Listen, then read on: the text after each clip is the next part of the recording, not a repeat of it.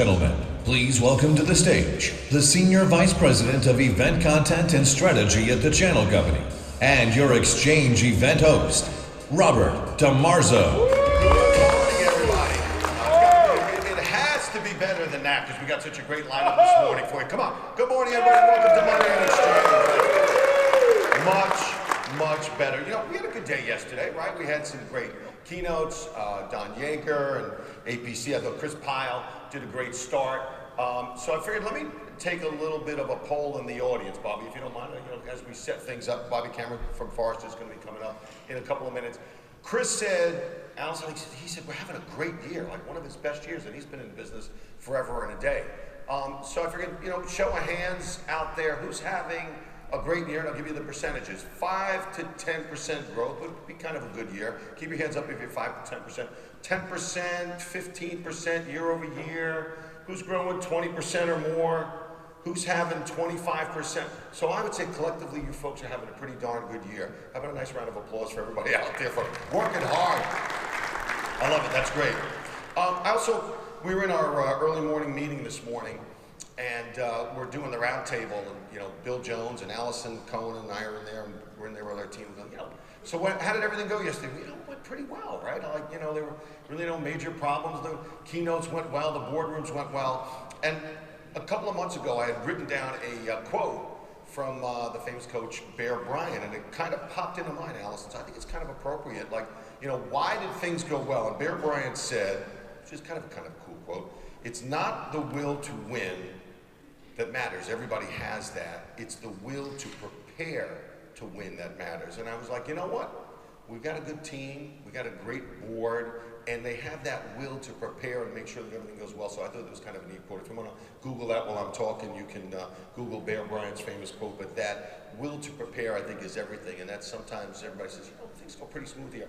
A lot of work goes into this months and months in advance with the great team that we have and the advisory board and everybody else that cares and spends their time doing it. But somebody that does prepare, I think fastidiously, is the next gentleman that's going to come up and take the stage, and that's Bobby Cameron, who's the Vice President and Principal Analyst at Forrester.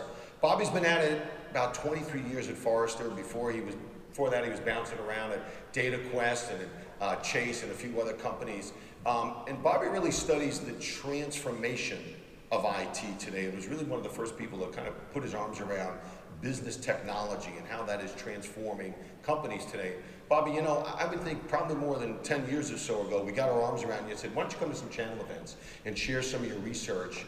And he's one of, I guess you're one of the few Forrester analysts that we've had that relationship with over the years. We've had many speak here. Bobby gets the channel and really understands the situation that you're in terms of helping your customers transform. And he's spoken at our Best of Breed conference. He's come to our other events. We said, Bobby, how about coming to our August XChange conference and sharing, you know, what you see in terms of IT transformation and what customers are going through, and really apply it to a group of IT integrators and solution providers that are not only transforming their own businesses, but working hard every day to help their customers transform. Well, good morning. I'm not like Bob. I don't make you cheer as long as you don't snore too loudly. That's my goal.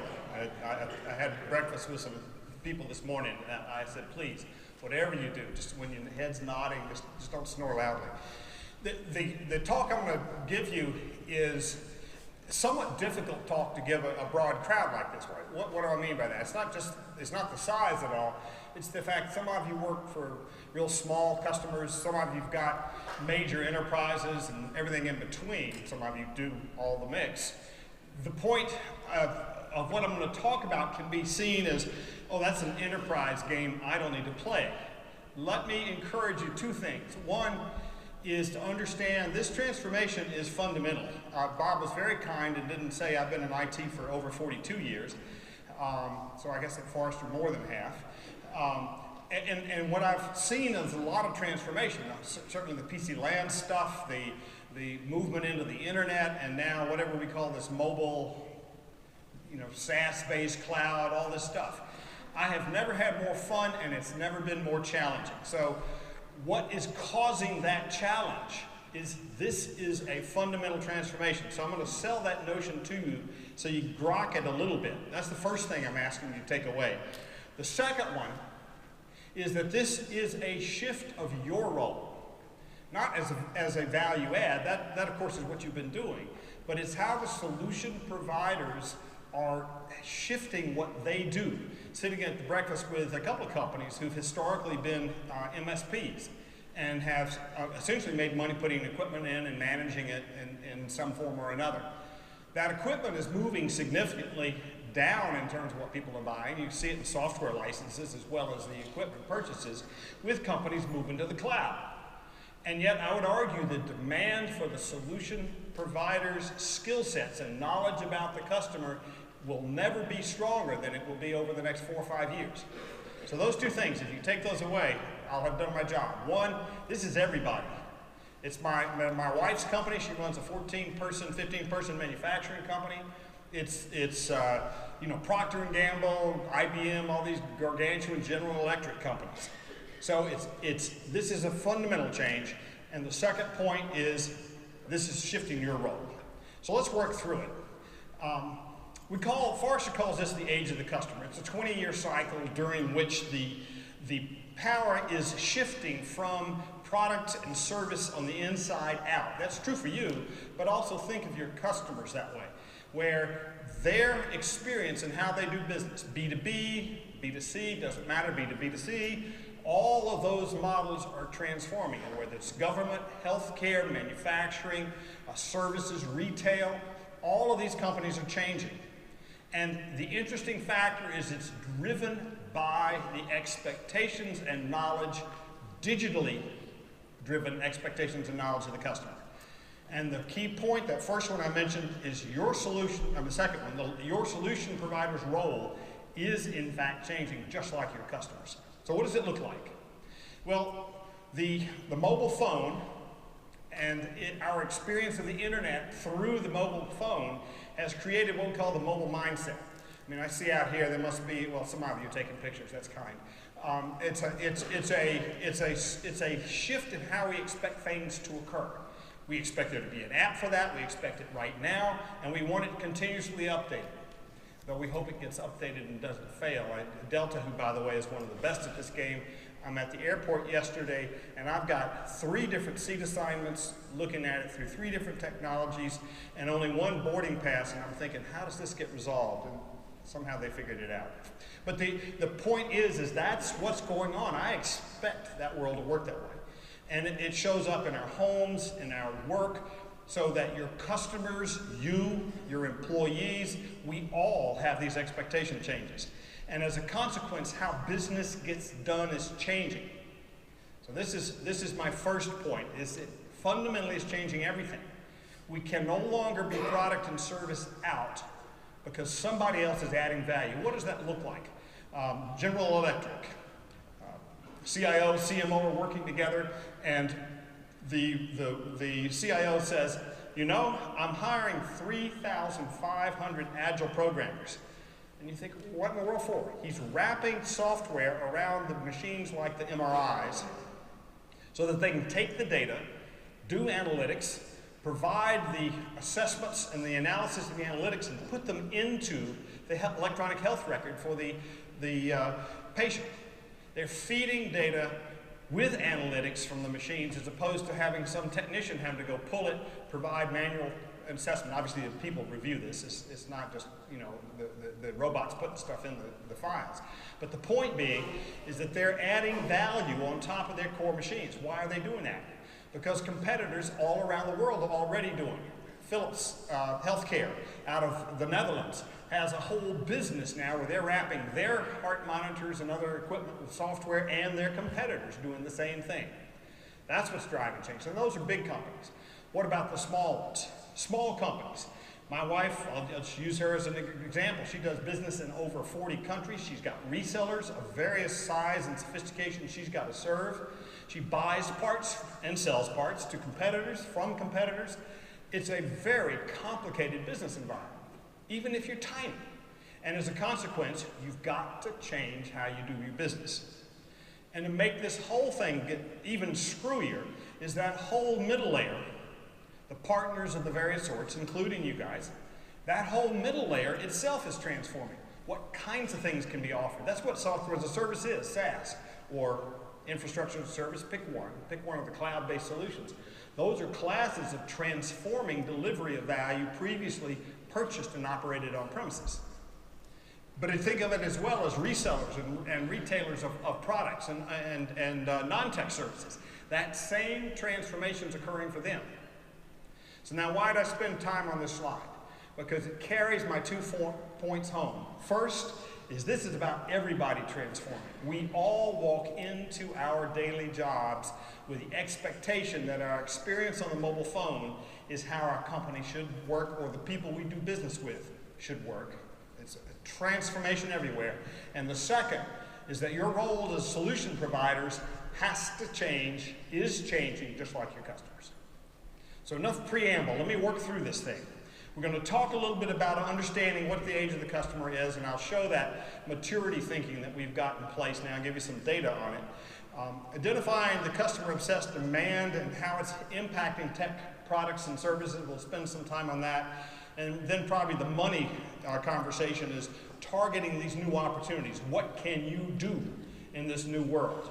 And again, I'll herald the punchline by saying there is a whole lot more to do and a whole lot more opportunity coming. And maybe that's why some of you who are here today are experiencing significant growth, is that new opportunity is going to be much more complex, much more complicated than the old. So let's dive in. We've been doing research for 2.5 years on what we call the customer-obsessed firm. What does that mean? In the age of the customer, so the customer's got knowledge. They've got the cell phone, they've got access to the internet for data and information, they've got communities they work in to get recommendations and analysis of vendors they work with. All of that stuff shifts how companies operate. And so we've been doing work for 2.5 years, 3 years, I guess, since we actually did the detailed research on what this looks like. And we've boiled it down to 4 operating principles. Now, these are not technology statements, though they have a huge technology component. That's why I'm using them. It's how companies have to operate to compete. The first is shifting from customer aware. We've been customer aware, what, for 20 years? It's been a hot item. The difference is that companies are becoming customer-led. What does that mean? That means that is the new design point. It's a customer-in strategy and design. Go back to General Electric. The CIO says, it's not that our machines are going to be less quality. We've got to still make quality machines. That's not enough. We've got to make it so our customers, the hospitals, the doctors, and ultimately the patient, we'll talk about a complex value chain, ultimately the patient, they all have incremental value, and that's our design point. And it turns out that an MRI set of bits and bytes doesn't do anybody any good. What does them good is application of that information to a specific use case, that particular patient. Second principle, data rich, where we've all been. Great, big, gargantuan data warehouses, right? And not so much. We need to build insights.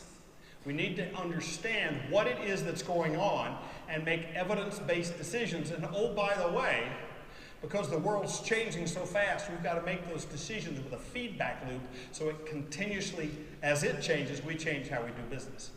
Customer in design point with evidence-based insights driving behavior. And the third, this will be no surprise, from perfect to fast. Now, my boss, actually now my boss's boss, she's moving up in the company, she used this word and I couldn't not use it on my slides. I'm a banking guy. You know, I don't want my banking account not to run perfect. And quote, again, I've got GE on the table, I'll use it. The General Electric is not going to make their MRIs less perfect. The point is they got to operate fast on top of that base. So the design point for everything can't be perfect. Now, those of us who've been in IT for a long time, this is not news, right? The techie who wants to build the gold-plated Cadillac, I guess you can't say that anymore, Cadillac's not a cool car, you know, gold-plated Mercedes or something, Maserati, whoever wants to do that has always been a problem. The point here is I've got to go fast. Whatever I'm delivering, I've got to go fast. I got competition that's coming at me, that's one thing. The other is, even more important, is my customer's world is changing so quickly, I can't model this thing. Now this is opportunity number one. I can't model this thing and now I'm done. I've got to do a test and learn. I've got to do agile delivery. What does that mean? I throw something out there, see if it works. Can't be too big, because I got to go fast. Can't be too big. I can't risk a lot of failure. That's what was going on with Delta yesterday, or whatever day they released this new software. They must have improved something. I don't know what it was, and it screwed up however I was interfacing with their boarding passes. I'll bet you this afternoon when I fly out, it's fixed. And that's the point, is that they keep putting these things out there, keep fixing stuff, and keep moving. Now the planes, I want that thing maintained well, and I want it in the air the whole time I'm in it. And I want, I want my baggage to move. I want all that stuff. So perfect doesn't go away. And finally, connected. Now the whole concept here is that we've been working in, your customers have been working in, narrowly siloed organizations. Finance doesn't talk to HR, doesn't talk to sales, doesn't talk to manufacturing, doesn't talk to marketing.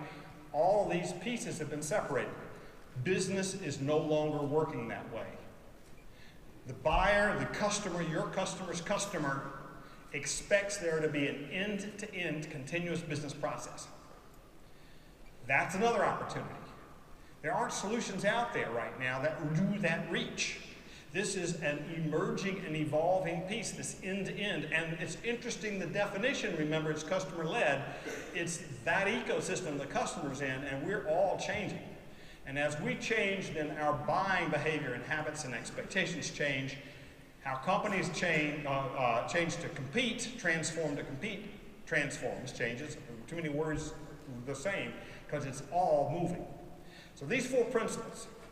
Now, I've spent a lot of time on this. I'm going to crank it up a little bit, because I'm going to build on this basis. What does it look like? Well, the maturity levels. Not everybody is by any means customer obsessed. And at the 5 people at the breakfast table this morning, there was one guy who didn't say a lot. Now, he could have just been in a hurry because he did get up and leave. Or he could have disagreed with me thinking, geez, my customer's not changing that much. Well, sure. And I'll show you some data in just a minute. But if you look at this arrow as it goes up, there is unique behavior and differentiated behavior. We did a study of 1,024 companies in the US, Canada, UK, and Germany this time last year, looking at a basis of what they're doing or not doing to become customer obsessed and where they are. And here's the data we found. Notice on the extreme right-hand side that only 13% are in that most mature place. Most companies are either customer naive, where have they been, or bulk customer aware. That's a group of people who need your help. That's where they sit. And go back to the principles. They need to be customer-led, insights-driven, fast, and connected. All 4 of those things lean on digital technologies, and it's the digital transformation that's going to get them there. So what does that look like? Now this is a very high-level chart, so I don't mean to suggest that this has got all the answers, and I got a lot of words coming up, so if you're a speed reader and you're in great shape, otherwise you have to get the deck and the distribution list and read it offline. But the point being is that most of the work we're doing sits in that left-hand side. What I'm going to encourage you to think about is the new way you approach your customer. Now, the title of my speech is got innovation in it. Innovate to meet your customer's needs. This green stuff on the right is where you need to be working. It's high-level plan, agile, constantly changing. There are companies out there, TD Ameritrade, equity trading business, has had, now they just bought a company with a brick and mortar. I don't know if they're going to keep that company, but they keep the brick and mortar bank. But they have been doing rolling 2-year strategy forever. Rolling 2-year strategy, okay, that sounds cool. Reset every month, every quarter, reset every quarter. And as a consequence, they're continuously shifting where their money goes, how they're moving, what they're doing. Now that's an extreme. I paint that just to give you a feel for it. But go back to my wife and her 15-person manufacturing company. She's working on the same thing. She does sales and marketing. Her son's the engineer and handles all of that work. It's a very difficult thing to do, constantly to find out what's the competition doing, what's the market doing, what do these people need to accomplish. She manufactures air sampling equipment.